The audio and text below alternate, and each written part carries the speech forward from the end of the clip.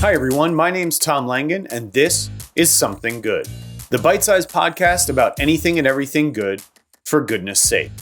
Welcome to episode 4, running. So today I'm talking about something that I think is good, that is something that most people think of as bad. But hopefully, even if I don't change your mind today, I'll get you thinking about it a little bit. That's my goal. So, running. What is running? Well, running is what most people think of as jogging. But I will tell you that runners hate to be referred to as joggers. It's just one of those things. There is sort of a perceived negative connotation that goes along with the term jogger.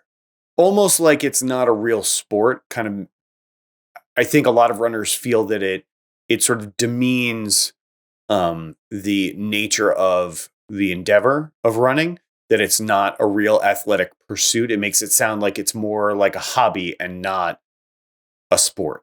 And I think that's probably why a lot of runners bristle at being referred to as joggers. So just a word to the wise.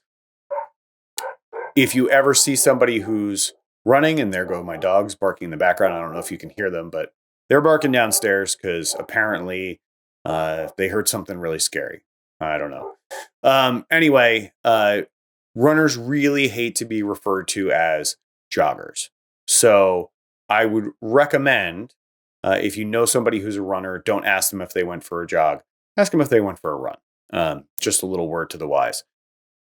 So running is one of those funny things. Like I said, a lot of people think of it as bad. And I think a lot of that goes to, if you're involved in recreational sports when you're a kid, running is very often used as a punishment in a lot of recreational sports.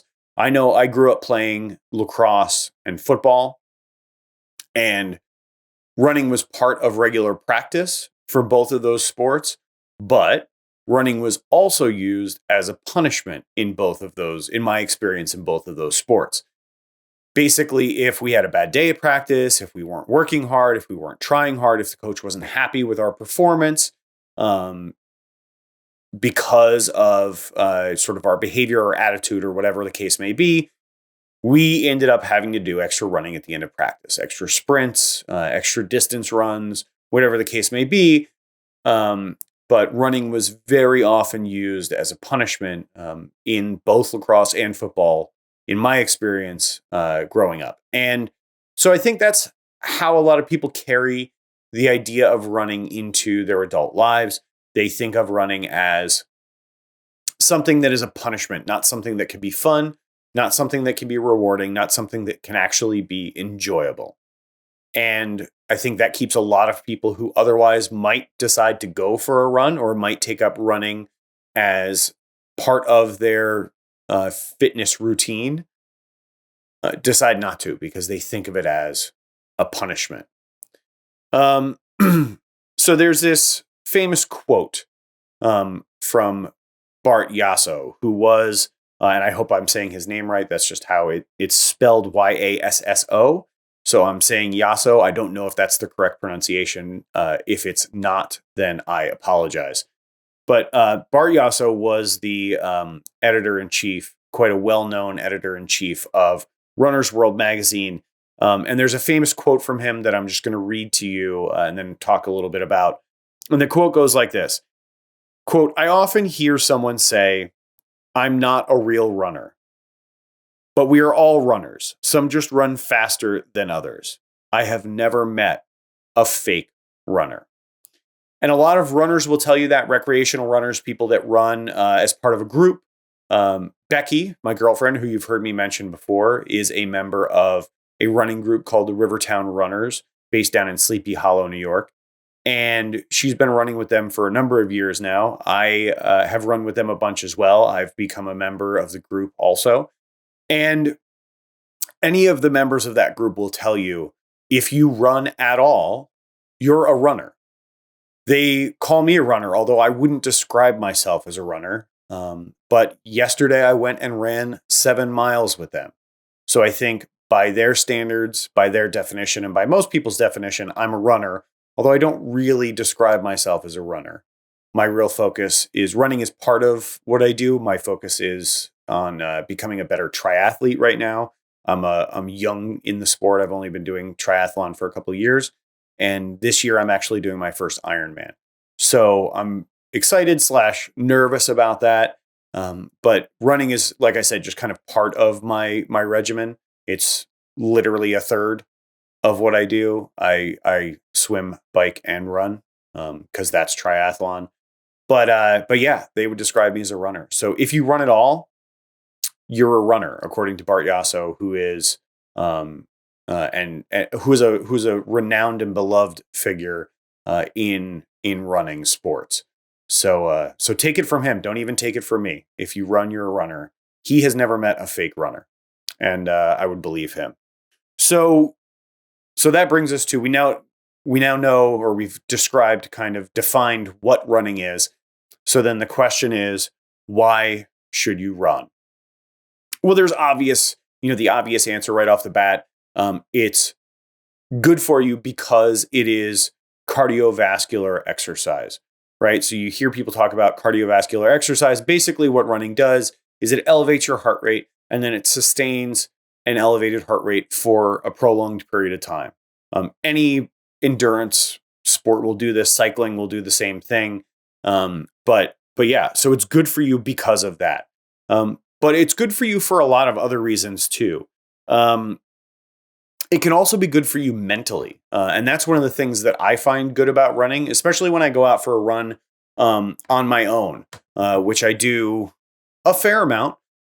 Becky's in a training plan right now, and I am not. I haven't started my training plan yet. I start in about a month or so, a little bit over a month. I'll start my training plan for my Ironman. So we're not going to be on the same training plan, which means that she has specific runs that she needs to do. I will have specific runs that I need to do, which means we'll be running by ourselves a lot.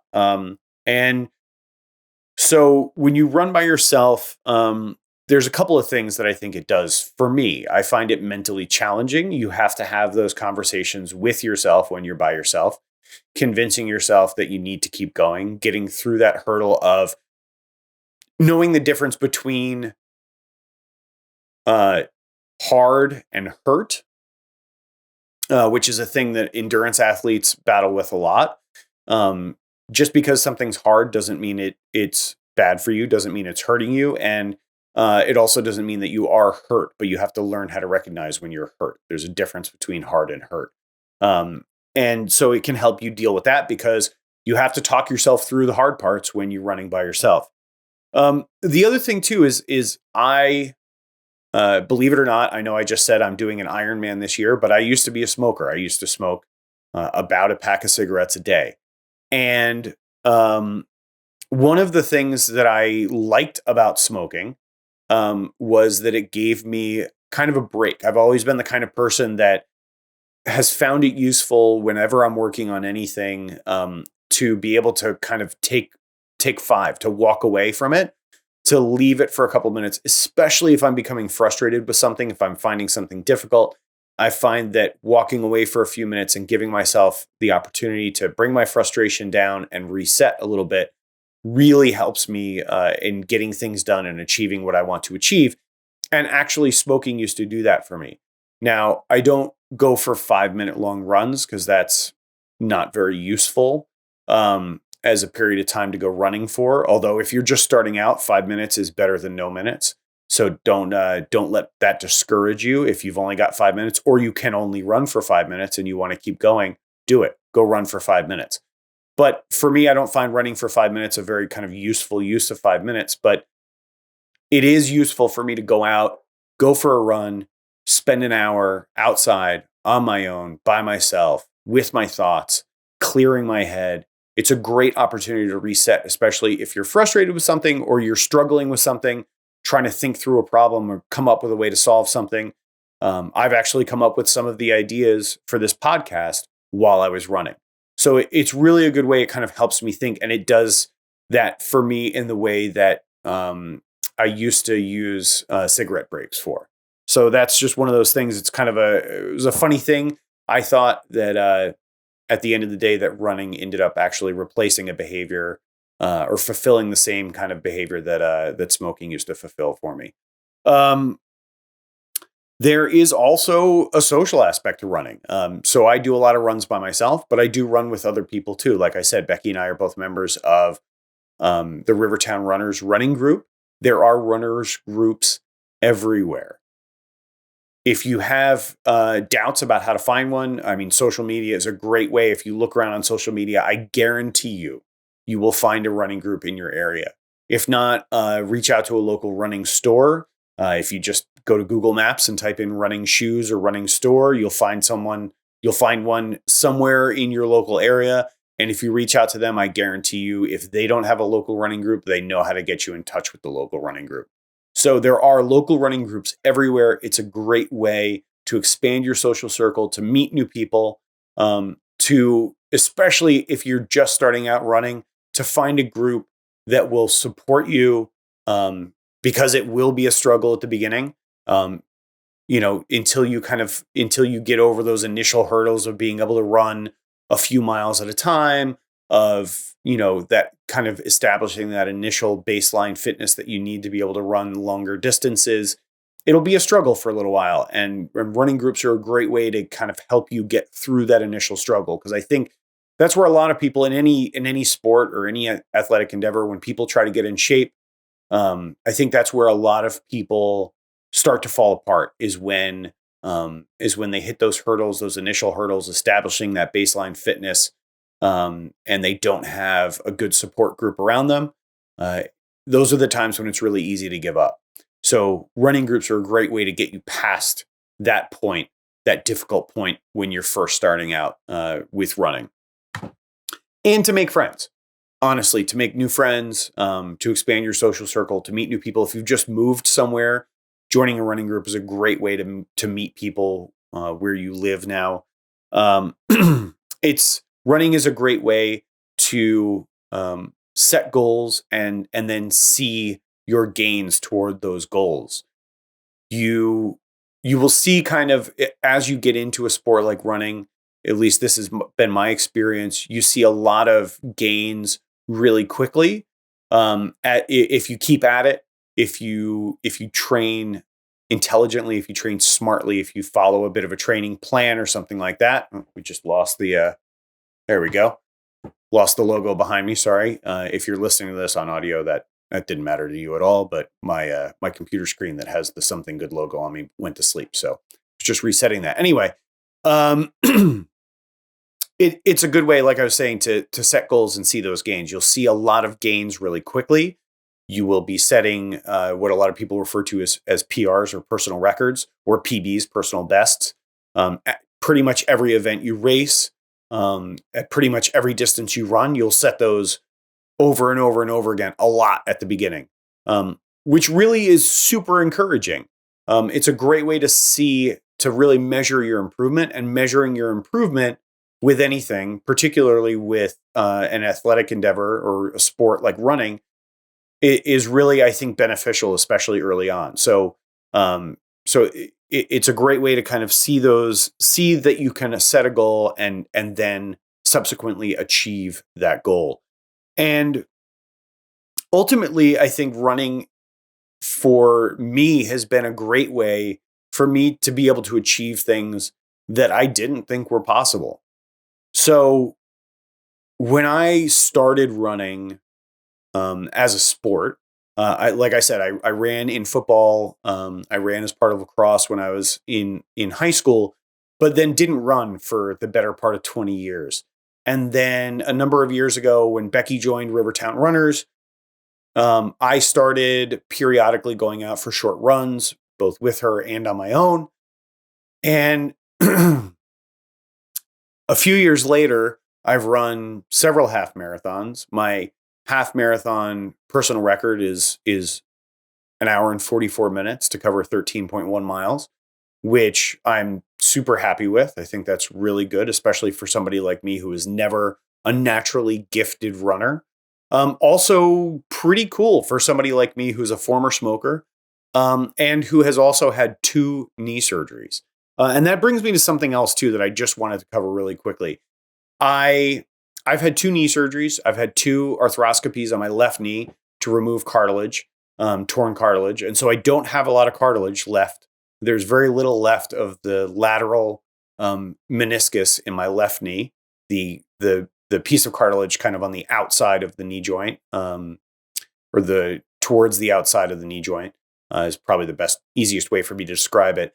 There's very little of that cartilage left.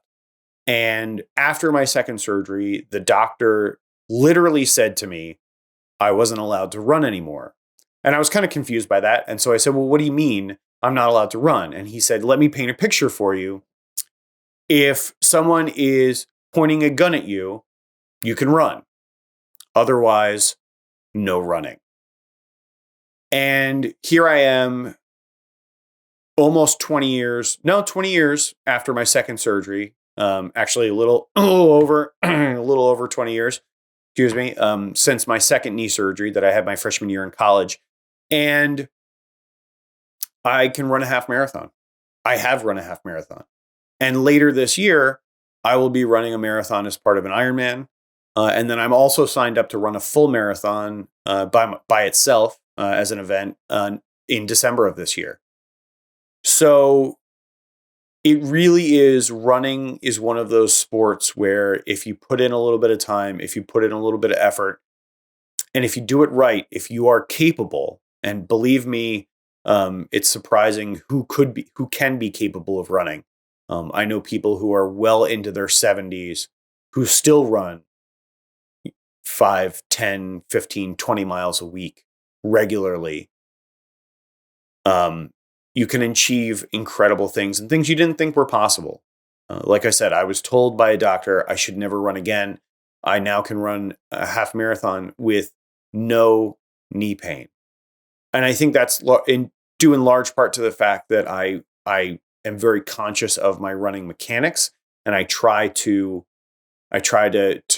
run well, to have a good gait, and to not land in a way that will be jarring on my knees, to kind of let my feet and my lower legs do their job so that I don't end up injuring my knees. But yeah, I can run a half marathon. I can run 13.1 miles straight without stopping with no knee pain. So if somebody tells you that running is inherently bad for your knees, runners tend to kind of get pretty upset about this, but I'm here to tell you that that's not necessarily true. I'm not a doctor, but I don't think it is not necessarily true that running is bad for your knees. Running can put stress on your knees, and if you have bad running mechanics, it can definitely injure your knees, but running does not have to injure your knees. Just something to think about. So if you're worried about your knees, if you're older and thinking about getting into running and worried about your knees, talk to somebody who's an expert, get involved in a local group, maybe go talk to a physical therapist who works with a lot of runners, and look at it from that, get some insight from that perspective, but don't discount it right away.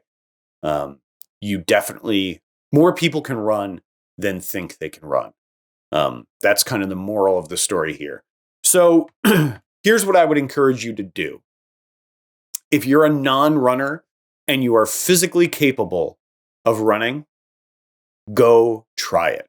Please try going for a run, see how it feels, stick with it.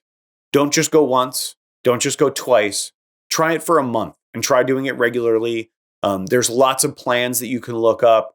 There are couch to 5K plans that you can look up that are specifically designed to take somebody from never having run before to running a 5K, which is 3.1 miles in a period of time, and gradually build up your endurance to that point so you can run 3 miles straight. So I would absolutely 100% encourage you to do that. If you're at all interested, if you're not a runner, go try it. Look up a couch to 5K training plan, follow it, and get out and go running. And then if you are a runner, which is great, by the way, but if you are a runner, think about taking somebody who's not a runner out on a run with you. Take them out, take them with your running group, and make sure that they don't get ditched. That's a big thing. I know Becky had an experience going out with a running group, just going out for an easy run. This particular running group has a lot of fast runners in it. And it was the first time she'd ever run with them. And she found herself ditched part of the way through the run and ended up having to find her way back on her own in an unfamiliar area. And didn't really enjoy it. Never went back to run with them again. So that's a big thing. If you're going to take somebody out to go running with you who's new to the sport, do not ditch them. But yeah, I think either way you slice it, if you're not a runner, or if you are a runner that's going to take a non-runner out for a run, either way, you're trying something new, and trying something new is always something good. So get out there, go for a run, and enjoy. That's all I have for today.